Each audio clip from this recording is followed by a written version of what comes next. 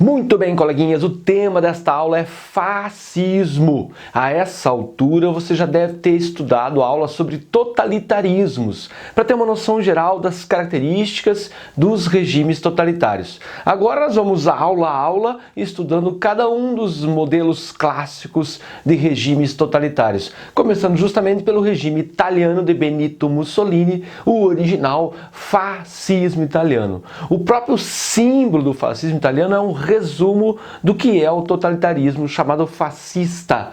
O símbolo do faccio, o feixe, representa a síntese do totalitarismo. Faccio, feixe, representado por um laço que amarra cada uma dessas varetinhas que formam o feixe, cada varetinha representando um cidadão. Então os cidadãos estão amarrados por um laço que é o Estado, nada fora do Estado, nada acima do Estado, nada contra o Estado. E dentro dele, um machado de guerra. Ironicamente, o símbolo italiano é acompanhado da frase fascismo e liberdade. Liberdade é uma coisa que o fascismo e os regimes totalitários não darão ao indivíduo, já que os regimes totalitários são regimes de coletivo e não de indivíduo. Não há um individual, há apenas um coletivo. Muito bem, como então o fascismo italiano começou? Cuidado, porque ele é muito peculiar. É comum se associar os nazismos e fascismos e totalitarismos em geral surgiram em função da crise de 1929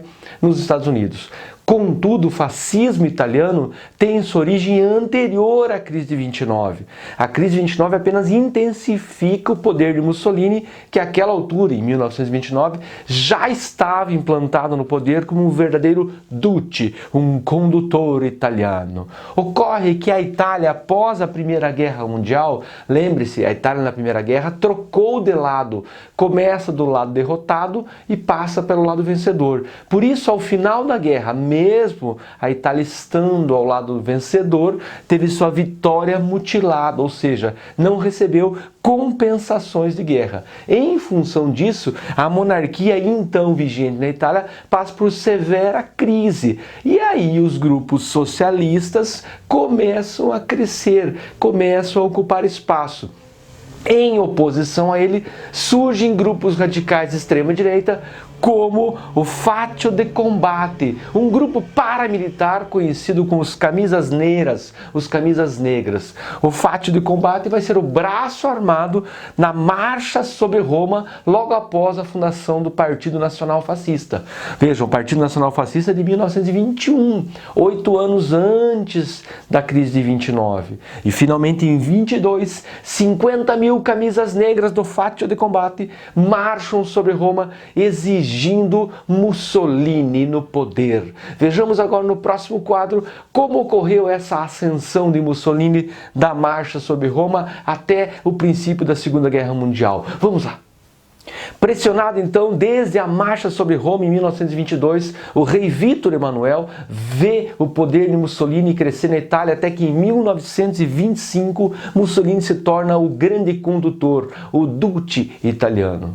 Mussolini em 1929 encerra a longa questão romana que havia iniciado lá atrás na unificação italiana em 1871, firmando um acordo com o Papa Pio XI. O Papa Pio XI, Mussolini assina o Tratado de Latrão, encerrando a chamada questão romana, e o Papa passa a reconhecer a autoridade de Mussolini e, em troca, Mussolini adota a religião católica como religião oficial da Itália e concede a autonomia e a soberania sobre o Estado do Vaticano.